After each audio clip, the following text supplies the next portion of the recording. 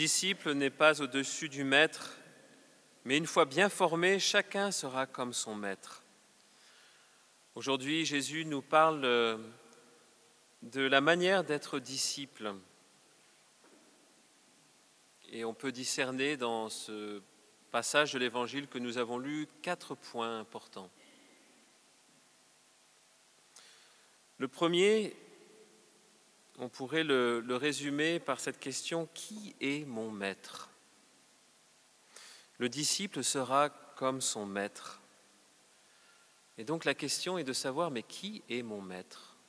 Qui est celui que j'écoute ? Qui est celui que je suis ? Dans ce genre de questions, il ne faut surtout pas répondre tout de suite. Parce que si on répond tout de suite, c'est l'intelligence qui va répondre. Il faut laisser cette question descendre dans la vie, descendre dans le cœur, pour que cette question puisse vraiment devenir une vraie question. Qui est celui qui me guide ? Et il faut pouvoir, chacun d'entre nous, donner petit à petit une réponse. Ça prend du temps. Ça prend surtout de la profondeur. Alors il y a beaucoup de gens qui se présentent comme maîtres. Et ce que nous dit Jésus, c'est que si on ne prend pas le bon maître, eh bien, on risque d'avoir un aveugle qui nous conduit. La conséquence, c'est qu'on va tomber tous les deux dans le même trou. Donc il est important de savoir qui est mon maître. Jésus nous dit, vous n'avez qu'un seul maître, le Christ. Donc déjà, pour le chrétien, il y a une réponse qui est à accueillir dans la foi. Peut-être que cette parole me choque, mais le Christ l'a dit, j'y crois pas. Vous n'avez qu'un seul maître, c'est le Christ. Et donc, il faut faire attention lorsqu'on dit « j'ai qu'un seul maître, c'est le Christ ». Est-ce que j'y crois ? Qu'est-ce que ça veut dire concrètement que Jésus est mon maître ? Ça veut dire que je deviens son disciple. Comment j'écoute Jésus ? Comment je lui permets de m'enseigner ? Comment je lui donne cette possibilité que sa parole vienne vraiment en moi comme un enseignement, comme quelque chose qui va être une lumière pour ma vie. Et voyez, si on lit la parole de Dieu sans être attentif, si on lit la Bible, et particulièrement les paroles de Jésus sans être attentif, Jésus n'est pas mon maître. Il ne l'est que de nom. Pour que Jésus soit mon maître, ça veut dire que lorsque je lis la parole de Dieu, je me mets dans la disposition de celui qui écoute et de celui qui va essayer de mettre en pratique. Sinon, Jésus n'est pas un maître. Saint Pierre a résumé ça d'une manière admirable dans l'évangile de Saint Jean. « Seigneur, tu as les paroles de la vie éternelle. Vers qui pourrions-nous aller ?» Saint Pierre, il aimerait bien aller ailleurs. Surtout quand Jésus parle, parce que quand Jésus parle et qu'on commence à comprendre ce que ça veut dire, ouh là là, ça fait des déplacements intérieurs. Et donc, on a envie d'aller voir ailleurs. Donc Pierre dit, vers qui pourrions-nous aller ? En fait, Seigneur, je vois bien que tu as les paroles de la vie éternelle. Et donc, eh bien, même si ces paroles sont dures, le contexte dans lequel Saint Pierre dit ça, c'est le contexte du chapitre 6 où une grosse partie des disciples de Jésus s'en vont en disant « cette parole est trop dure ». C'était par rapport à l'Eucharistie. Et Pierre dit « mais Seigneur, au fond, j'aimerais bien faire comme les autres, mais je vois bien que tu as les paroles de la vie éternelle. Et donc, même si ces paroles sont dures, en fait, elles sont dures parce que mon cœur est dur et que je vais essayer de t'écouter. » Alors, eh bien, l'attitude du disciple face à Jésus, c'est celle de l'aveugle qui accepte de reconnaître qu'il est aveugle. Est-ce qu'un aveugle peut conduire un aveugle? Non. Mais est-ce qu'un voyant peut conduire un aveugle? Oui. Alors ce qui est bien avec Jésus, c'est qu'il va nous désaveugler. Il va nous désaveugler. Je ne sais pas si c'est français d'ailleurs de dire ça. Mais c'est-à-dire qu'on est un aveugle qui est guidé par quelqu'un qui va petit à petit introduire la lumière dans nos yeux. Pour cela, il faut reconnaître que je ne sais pas. Alors à ce moment-là, je suis dans l'attitude du disciple. C'est, comme dirait sainte Élisabeth de la Trinité, devenir tout enseignable. Quel mot splendide. Seigneur, je veux être tout enseignable.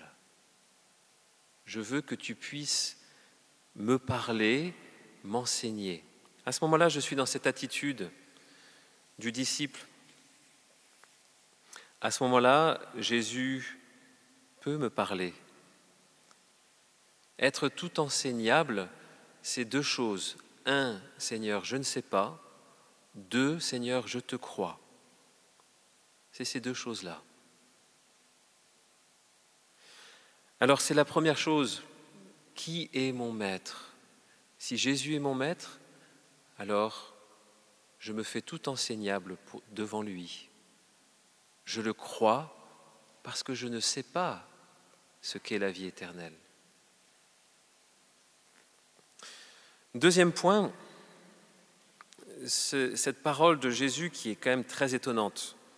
Enlève d'abord la poutre de ton œil. Une fois qu'on a dit à Jésus, Jésus, je veux que tu sois mon maître, je me fais tout enseignable. Alors Jésus commence, et il y va un peu fort, on va dire. Il va dire, écoute, je crois que tu as une grosse poutre dans l'œil. Alors au début, comme on ne voit rien, on dit, mais non, pas du tout, je vois très bien. Voilà, Jésus dit, enlève la poutre dans ton œil. En fait, tu ne sais pas que tu ne vois pas, parce qu'il y a une grosse poutre. Et cette poutre, en fait, elle fait corps avec moi. C'est pour ça que je ne peux pas la voir.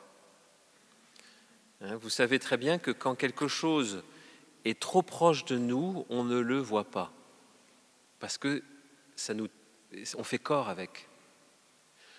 Pour qu'on puisse voir quelque chose, il faut une certaine distance.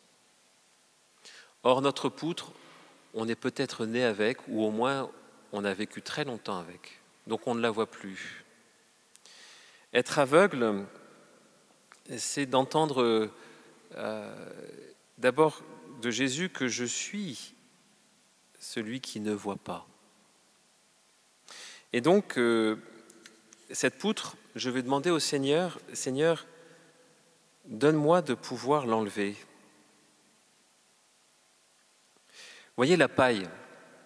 Jésus dit, si tu veux enlever la paille de l'autre, de l'œil de l'autre, regarde d'abord ta poutre.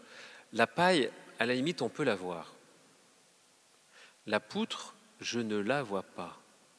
Et même pour l'autre, même pour celui qui a la paille, il a aussi une poutre.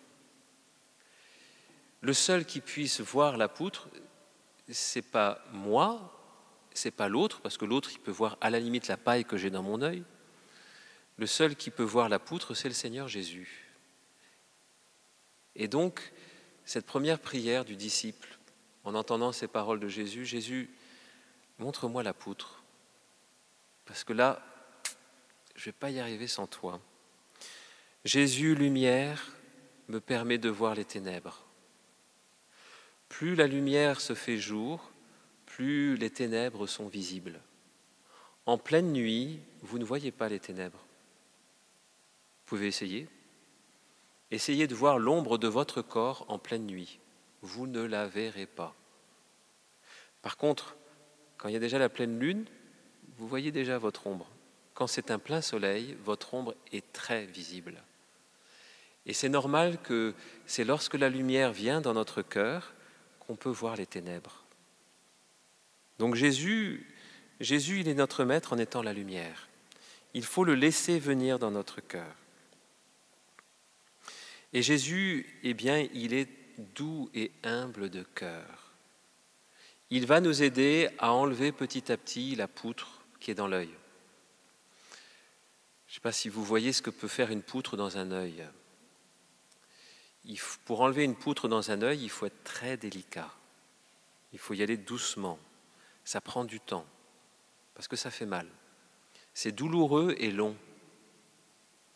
Si le jour où vous découvrez cette poutre, quand Jésus a vraiment cette miséricorde de vous montrer cette belle poutre que vous avez dans votre œil, eh bien vous savez que ça va prendre du temps, parce que c'est douloureux d'enlever cette poutre. Et il faut y aller doucement. Et c'est pour ça que, eh bien, cette grâce de pouvoir découvrir notre poutre nous rend d'autant plus miséricordieux pour les autres. Parce qu'on se dit, waouh, c'est long et ça fait mal d'enlever la poutre. Seigneur, eh bien, j'ai pitié des autres, parce que s'ils doivent faire le même chemin que moi, waouh, qu'est-ce que je dois être délicat pour cette question. Troisième point, Jésus nous dit dans son enseignement que chaque arbre se reconnaît à son fruit.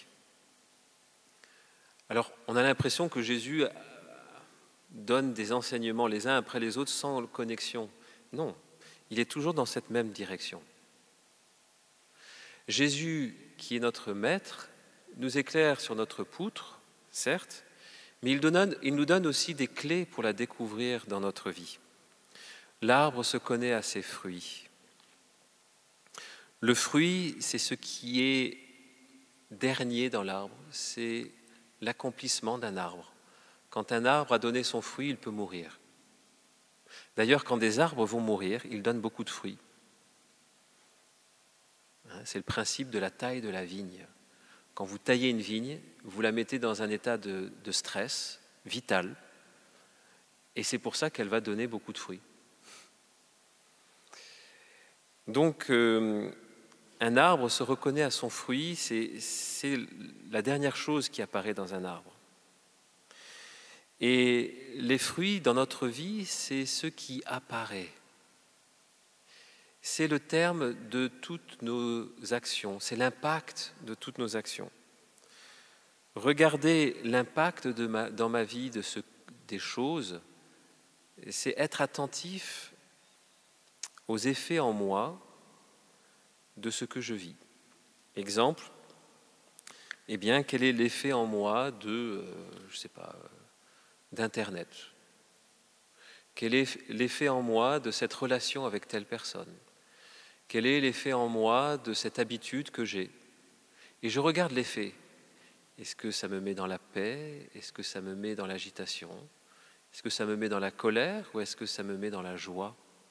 Est-ce que c'est la joie qui vient de Jésus ou est-ce que c'est la joie qui vient du monde?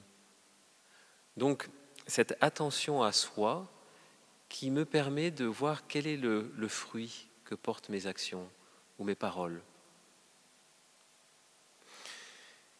Et Jésus continue de ce fruit, eh bien, Jésus nous dit que c'est ce qui sort de la bouche. Ce que dit la bouche, c'est ce qui déborde du cœur. Et donc, du fruit que je vais découvrir, qui est au terme, je vais petit à petit découvrir ce qui en est la source, à savoir le cœur. Et c'est là où Jésus aboutit à ce qui est le plus important dans la découverte de la poutre et comment traiter la poutre. Je vais découvrir petit à petit ce qu'est cette poutre par les fruits, mais des fruits, il va falloir que j'aille vers le cœur. Et s'il y a bien une chose à retenir aujourd'hui sur cette question de la poutre qui est dans mon œil, c'est de découvrir au fond qu'est-ce qui est à la source. Ce qui déborde de la bouche, c'est ce qui vient du cœur. Donc c'est le cœur au fond qui est l'objet de toute notre attention. Seigneur, qu'est-ce qui sort de mon cœur? Ça, je peux le voir. Les autres d'ailleurs peuvent le voir, ils peuvent dire « Oula, t'as telle paille dans ton œil là, fais attention ». Mais ce que les autres ne voient pas, c'est ce qu'il y a dans mon cœur. Or moi, je peux le savoir. Qu'est-ce qu'il y a dans mon cœur? Qu'est-ce qui sort de mon cœur, mais peut-être aussi qu'est-ce qui rentre dans mon cœur? Si ça sort, c'est que c'est d'abord rentré. Qu'est-ce que je laisse rentrer dans mon cœur? Qu'est-ce que je garde finalement dans mon cœur? Quelles sont les choses qui sont finalement importantes pour moi dans mon cœur? Voilà, donc le Seigneur nous a donné tout un chemin spirituel pour nous aider à être un disciple de Jésus. Être un disciple de Jésus, c'est finalement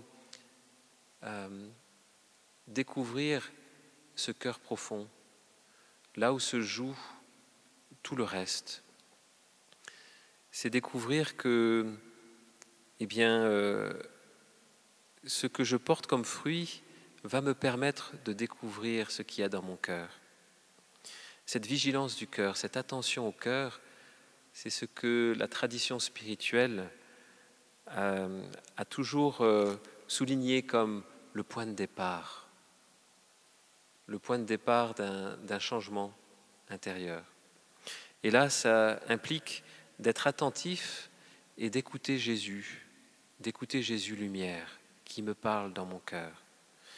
Que chacun d'entre nous, nous puissions prendre cette occasion pour être attentif à ce que Jésus me dit.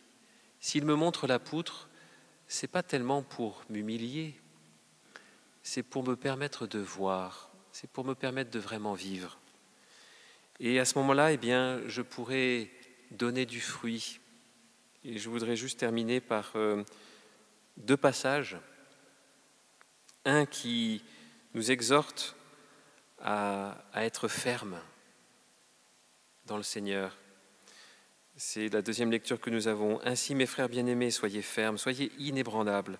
Prenez une part toujours plus active à l'œuvre du Seigneur qui veut transformer mon cœur pour que cette poutre, je puisse l'enlever avec le Seigneur et y coopérer. Car vous savez que dans le Seigneur, la peine que vous vous donnez n'est pas perdue. » Premier passage. Deuxième passage, tout ce travail intérieur d'une transformation, c'est au terme pour que notre cœur devienne une âme d'action de grâce. Et donc avec le psaume 91 que nous avons entendu, nous pouvons dire qu'il est bon de rendre grâce au Seigneur, de chanter pour ton nom, Dieu très haut, d'annoncer dès le matin ton amour, ta fidélité au long des nuits.